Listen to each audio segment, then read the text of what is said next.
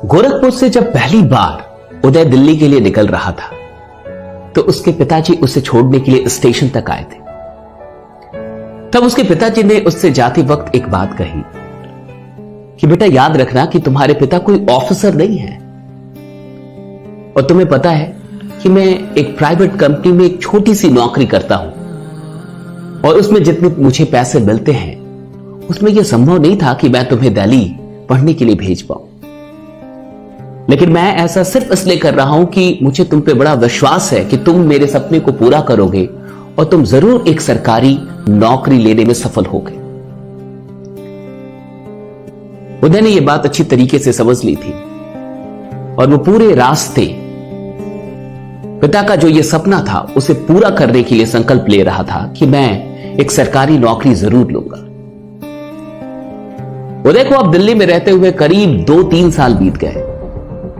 काफी समय से वो तैयारी कर रहा था, लगातार मेहनत कर रहा था, लेकिन नौकरियों के हालात बढ़िया नहीं थे। सरकारी नौकरियों में संख्याएं हमेशा घटते चली जा रही थी, सीट्स हमेशा घटते चले जा रहे थे और उदय जो दिन रात मेहनत करने के बाद भी ये देख रहा था कि दिल्ली के अंदर और भी कई लोग हैं जो उससे कहीं बेहतर है। फिर भी वो दिन रात सिर्फ इसलिए लगा हुआ था क्योंकि बार बार पिताजी की वो बात याद आती थी कि देखना मेरा एक सपना है कि तुम्हें सरकारी नौकरी मिल जाए और इसलिए मैं भेज रहा हूं, वरना मेरी औकात नहीं थी तुम्हें दिल्ली भेजने की। जब 2.5-3 साल बीत गए तो उदय को ऐसा लगा कि अब तो उसे कुछ करना चाहिए। वो कब तक पिताजी से पैसा लेगा, उसे सेल्फ डिपेंडेंट होना चाहिए। और जब सरकारी नौकरियों में कोई खास भविष्य और कुछ खास उम्मीद उसे नहीं दिख रही थी तब वो कुछ ना कुछ तलाश कर रहा था। तभी उसी बीच उसे नेटवर्क मार्केटिंग का प्लान मिला। उदय को वो चीज बहुत अच्छी लगी। उसे ऐसा लगा कि वो यहां से कुछ बड़ा कर सकता है, इसलिए उदय ने नेटवर्क मार्केटिंग ज्वाइन कर लिया और फिर वो काम करने लगा।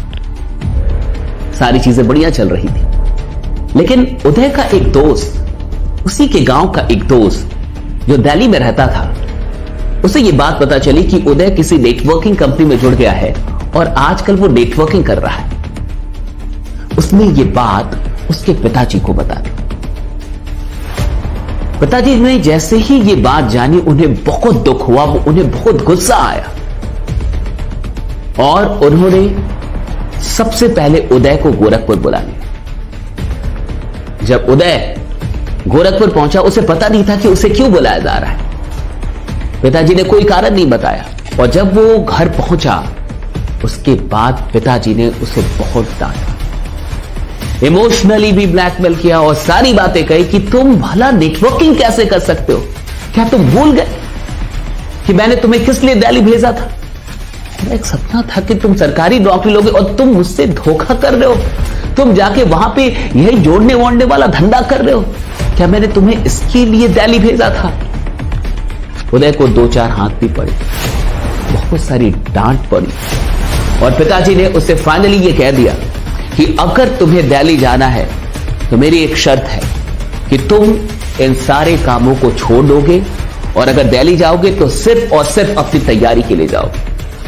अगर तुम ये नेटवर्किंग करोगे तो मैं तुम्हें अब दिल्ली दही भेजूंगा और तुम्हें मैं ये यहां भी दही करने दूंगा। उदय के पिता को ऐसा लगता था कि अगर ये नेटवर्किंग करेगा तो इसकी जिंदगी बर्बाद हो जाएगी, ये फिर कहीं का नहीं रहेगा और इसका करियर बिल्कुल बर्बाद हो जाएगा और कुल मिला के इसकी जिंदगी में कभी कोई सफलता नहीं मिलेगी इसे। उदय ने अपने अपलाइंस को ये सारी बातें बताई।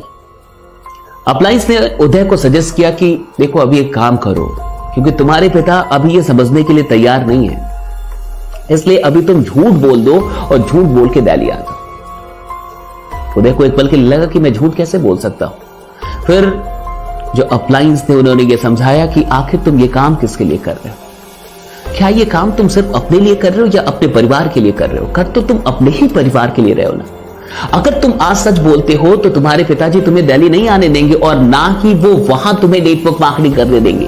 सो फाइनली तुम्हारे जो भी सपने हैं अपने लिए और अपने परिवार के लिए, तुम्हें वो सब कुछ छोड़ना होगा। इसलिए अच्छा होगा कि आज तुम एक झूठ बोल लो, क्योंकि ये झूठ तुम अपने ही परिवार के लिए बोल रहे हो। उदय को बात समझ में आई और उदय ने फाइनली ये झूठ बोल लिया कि ठीक है पापा, मैं वहां जाऊंगा, लेकिन इस बार मैं नेटवर्किंग नहीं करूंगा, मैं सिर्फ और सिर्फ अपनी पढ़ाई करूंगा। उदय दिल्ली आ गया, लेकिन जैसा कि आप जानते हैं उदय ने अपनी पढ़ाई तो जारी रखी, लेकिन नेटवर्क मार्केटिंग भी करना नहीं छोड़ा। वो दिन के 2-3 घंटे निकाल के नेटवर्क बनाने पे ध्यान देता था और बाकी के समय में वो सेट प्रैक्टिस किया करता था। अब लगभग उदय को रहते हुए 5-5.5 साल हो गए, लेकिन रिजल्ट के नाम पे कुछ भी नजर नहीं आ रहा। नौकरी नहीं लग रही थी, नौकरी नहीं हो रही थी। और इधर वक्त आ गया 2020 के मार्च का। उदय की एक बहन थी जिसकी शादी होनी थी, और शादी फिक्स हो गई थी फरवरी में ही, और शादी होनी थी नवंबर-दिसंबर में। सारी डेट फिक्स थे, सब कुछ फिक्स हो चुका था। लेकिन मार्च में लॉकडाउन हो गया, और इसी लॉकडाउन में उदय के पिता की नौकरी चली गई। वो एक छोटे से कर्मचारी थे, वो भी एक प्राइवेट कंपनी में। उस कंपनी ने उन्हें नौकरी से तब निकाल दिया, और लॉकडाउन में उस कंपनी ने हाथ जोड़ लिया कि अब हम आपको पैसे नहीं दे सकते, सैलरी नहीं दे सकते, अब आप देख लीजिए। उदय के पिता ने कई बार मालिक के सामने ये याचना की कि उनकी बेटी की शादी होने वाली है, सब कुछ फिक्स हो चुका है, उनको पैसों की काफी आवश्यकता है, आप प्लीज मुझे नौकरी से मत निकालिए। ये सारी चीजें की, लेकिन वो कंपनी कुछ भी सुनने के लिए तैयार नहीं थी, और फाइनली उदय के पिता को नौकरी गंवानी पड़ी। इधर जो लड़के वाले थे वो बार बार ये कह रहे थे कि पैसा हमें कब तक मिलेगा। आप बेहतर तरीके से जानते हैं कि भारत में अधिकतर शादियां हो सकता है कि पेपर पे बिना दहेज के हो, लेकिन प्रैक्टिकली वहां दहेज चलता ही चलता है। कुछ शादियां डेफिनेटली होती है जहां दहेज नहीं चलता, लेकिन अधिकतर शादियों की रियलिटी आप बेहतर जानते हैं। उदय के पिता काफी स्ट्रेस थे, काफी टेंशन में थे कि आखिर अब वो क्या करें। उन्होंने ये सारी बात उदय की मां को बताई, और मां को सब कुछ पता चला। मां ने ये बात उदय तक पहुंचाई कि ऐसी ऐसी बात है, तुम्हारे पिताजी काफी टेंशन में है, बहन की शादी है, अब उनके पास पैसे नहीं और नौकरी भी जा चुकी। उदय ने घर में किसी को नहीं बताया था कि वो नेटवर्क मार्केटिंग कर रहा है, लेकिन अब उसे नेटवर्क मार्केटिंग करते हुए 2-2.5 साल हो चुके थे। उदय पैसे कमाता था, और पिताजी को बिना बताए वो मां को हर महीने 10-15 हजार रुपए भेज देता था, वो भी ये कह के कि वो ट्यूशन पढ़ाता है, और पिताजी को वो ये बात ना बताए। इस तरीके से वो मां को 10-15 हजार रुपए जरूर भेजता था, लेकिन बाकी के पैसे वो सेव कर रहा था, क्योंकि उसे डर था कि अगर पिताजी जान गए तो वो उसे फिर से दिल्ली में रहने नहीं देंगे और उसे घर वापस बुला लेंगे। उसने मां से कहा कि मां तुम टेंशन मत लो, मेरे पास कुछ पैसे हैं और बहन की शादी होगी, पिताजी से मेरी बात करो। पिताजी से उसकी बात हुई और उसने कहा कि पापा आप टेंशन मत लीजिए, मेरे पास कुछ पैसे हैं, मैं आपको पैसे भेजता हूं, कल आप बैंक में जाके उन पैसों को निकाल लीजिए। पिताजी को लगा कि कितने पैसे होंगे, 20,000, 30,000, 50,000, लेकिन इससे क्या होने वाला है। लेकिन फिर भी वो नेक्स्ट डे बैंक पहुंचे और उदय ने जो पैसे भेजे थे वो कुल मिला के 5 लाख रुपए थे। उदय के पिताजी को विश्वास ही नहीं हुआ, उन्हें लगा कि आखिर इतने पैसे वो कैसे भेज सकता है, वो आखिर कर क्या रहा है। उन्हें डर भी हुआ कि कहीं वो गलत काम तो नहीं कर रहा। वो घर आके उदय को कॉल करते हैं, वो सारी चीजें पूछते हैं कि तुम्हारे पास इतने पैसे कैसे आए, तुम क्या कर रहे हो, आखिर कहीं तुम गलत काम तो नहीं कर रहे हो। फिर उदय ने फाइनली उन्हें सब कुछ सच बताया कि पापा 2-2.5 साल पहले आपने मुझे बुलाया था और आपने मुझे डांटा भी था, और आज मैं आपसे झूठ नहीं कह सकता, आज मैं आपसे सच बता रहा हूं कि मैंने नेटवर्क मार्केटिंग नहीं छोड़ी थी। आपने कहा तो था कि तुम छोड़ दो, लेकिन मुझसे छोड़ा नहीं गया। सरकारी नौकरियों की स्थिति में देख रहा था, खुद की भी स्थिति में जानता हूं, इसलिए मैंने ये काम तो जारी रखा, लेकिन मैंने आपको बताया नहीं। आज जो भी पैसे मैंने आपको भेजे हैं मैंने वहीं से सेव किए थे, और अभी मेरी मंथली कमाई भी 50,000 से ऊपर है, लेकिन मैंने कभी आपको बताया नहीं। आपके संस्कार थे, मैंने पैसे गलत जगह पे कभी यूज नहीं किए, मेरे पैसे सब कुछ सेविंग थे। उदय के पापा को कुछ समझ में नहीं आता। वो कुछ देर के लिए बिल्कुल चुप थे कि मैंने तो इसी नेटवर्क मार्केटिंग के लिए से इतना डांटा था और आज इसी ने मेरे इज्जत को बचाया है।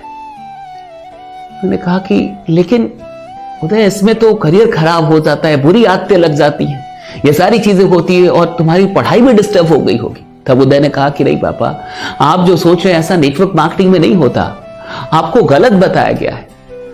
मुझे कोई बुरी आदत नहीं लगी है और अभी भी मैं हर रोज 2 से 3 सेट्स भी बना रहा हूं, मैं अपनी पढ़ाई भी कर रहा हूं।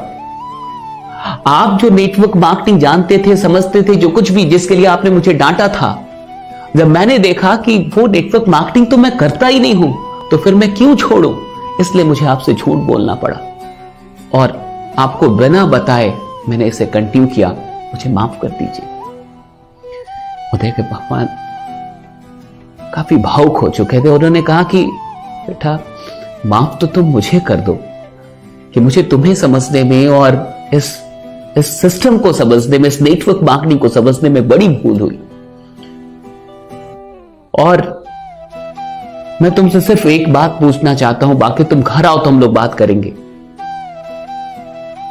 ज्वाइनिंग कैसे होती है और तुमने अभी तक मेरी ज्वाइनिंग क्यों नहीं कर रही? फिर इसके बाद से क्या हुआ होगा आप बेहतर जानते हैं। उदय के पिता जो ये सोचते थे कि नेटवर्क मार्केटिंग पूरी जिंदगी खराब कर देगी, इसी नेटवर्क मार्केटिंग ने उनकी जिंदगी में बहुत कुछ होने दिया।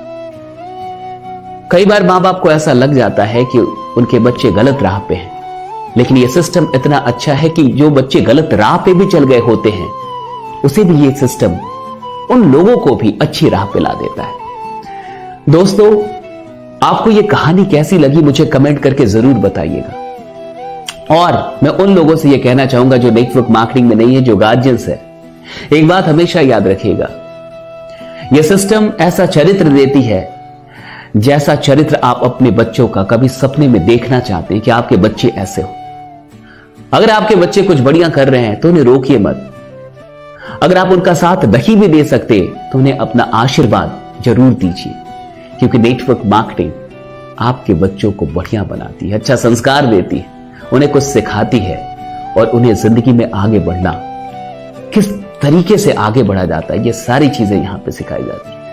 बाकी मैं आपसे इतना ही कहूंगा कि आप हार मत मानिएगा, बने रहिएगा, जमे रहिएगा, क्योंकि आपका जीतना सुनिश्चित है। और इस वीडियो को हर एक इंसान तक पहुंचाना मत भूलिएगा। Thank you so much.